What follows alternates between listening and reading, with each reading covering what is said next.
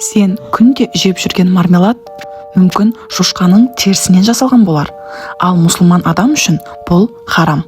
Бірақ жақсы жаңалығым да бар. Мармеладтың халал түрі де бар. Оны қалай ажыратуға болады? Дүкенге барғанда қай сөзге қарау керек? Қазір бәрін айтып беретін боламын. Сіздермен бірге Бану ТВ арнасы. Маған жазылуды ұмытпа. Мармеладтың ішіндегі ең маңызды зат желатин. Желатин тәттіге жұмсақтық береді. Оны резеңке сияқты созылмалы етеді. Бірақ көп адамдар білмейді. Желатин көбіне жануар терісі мен сүйегінен жасалады. Әлемдегі желатиннің ең арзаны шошқадан жасалған желатин. Сондықтан көптеген арзан мармелад, зефир, конфет дәл шошқаның терісі мен сүйегінен алынған желатинмен жасалады. Ал ислам дінінде шошқа харам, яғни ондай мармеладты жеуге болмайды. Бұл видеода көріп отырғандарыңыздай шошқаның терісін сыпырып алып жатыр. Және оны түрлі механикалық жолдармен ертіп, түрлі нәрселер жасап, одан желатин алып жатыр.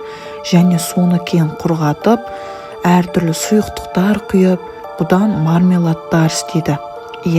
Ең арзан мармеладтар шошқаның терісінен алынған желатиннен жасалады.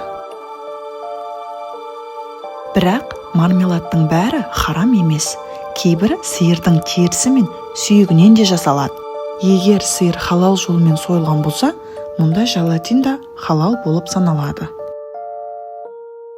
Дүкенге барғанда оның желатин таза екенін қалай анықтаймыз? Ол үшін ең маңыздысы қаптамадағы құрамын оқу.